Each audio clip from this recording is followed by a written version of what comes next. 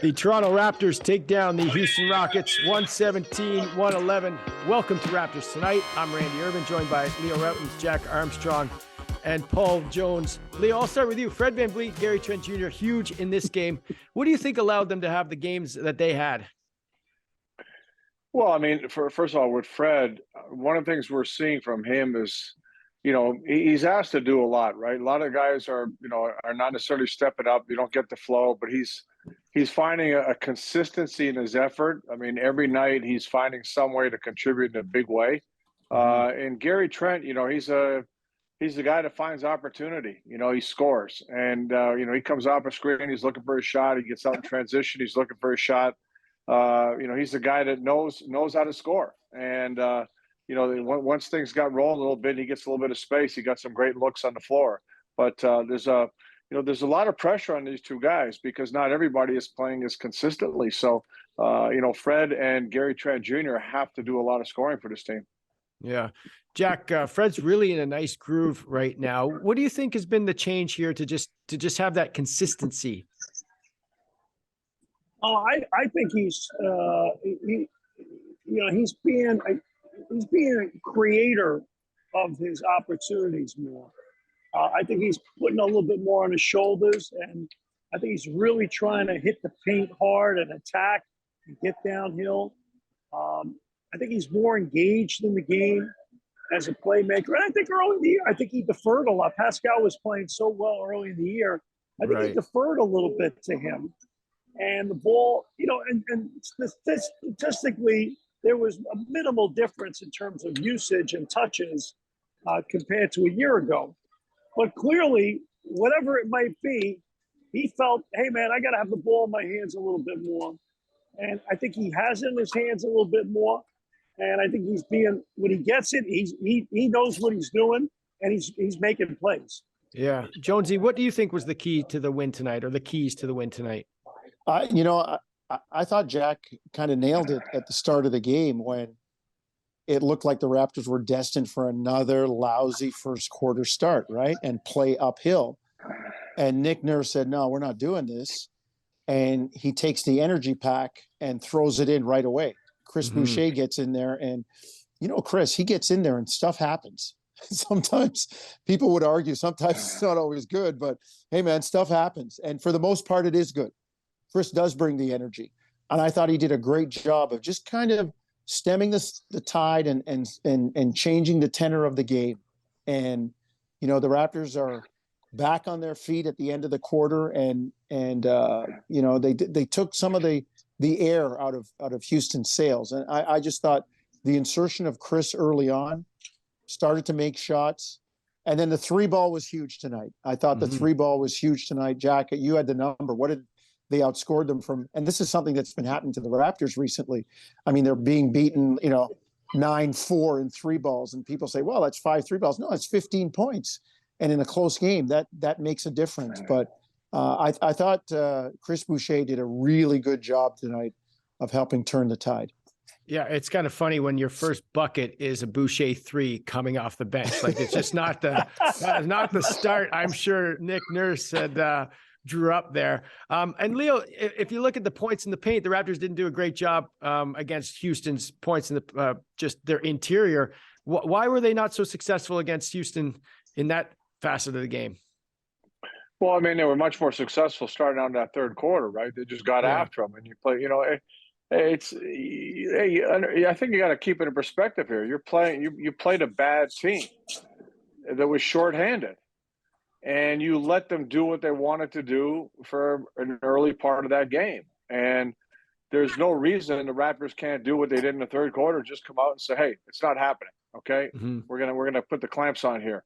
And they were able to do it in that third quarter and set the tone the rest of the way. But Houston's got a bunch of young guys that run a little wild. They're going to try to get the ball in the paint. They're going to drive it. They're going to get out in transition any different way they can try to score. So, the Raptors just made it too easy for them early on. And unfortunately, allowed Houston to hang around.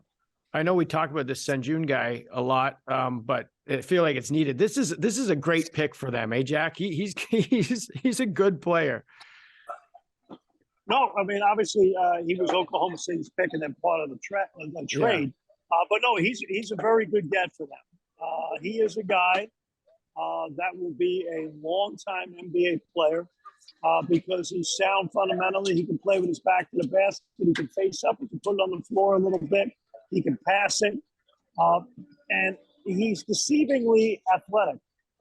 He doesn't have great hops or anything like that, but he can play well enough to get by against anybody. So now, is he a starter on a top 4 playoff team? I don't know. I'm not sure. It's hard to tell because he's on such a young team that's struggling. But I do think that he will be a rotation player and a very good one. Mm-hmm. Let me ask this to all of you guys, because you watched the game. And Randall, you make a great point about him being a good pick, and Jack, your points about him being, I think you said on the broadcast, slow speed, like under control. Like, is he right now? Does he look like he has the potential to be a poor man's Jokic? Wow. Yeah. I don't know. I'm just throwing that out there. Under control, just kind of making passes, crafty. I don't know. I just, at times, I got that tonight at times. I agree, Jones. And you got to remember, too, I think he's got a high IQ. Right. And if you're not playing with other guys that share that IQ, it's hard to really take advantage of all the things you do. So when you say if you put him with a better teams usually have high IQs. And I think you see him do even more like a Jokic does when you're surrounded with better people, because I think he can anticipate, he can read, he can see all those things, from his background from international ball. So, and your comment about athleticism, what's that old saying? I'd rather have 5 speeds of slow than 1 speed of fast. Yeah. He can change, he can do a lot of different things, and he's great at lifting the defense. He'll pump till guys commit. So, I think he can be a poor man's Jokic.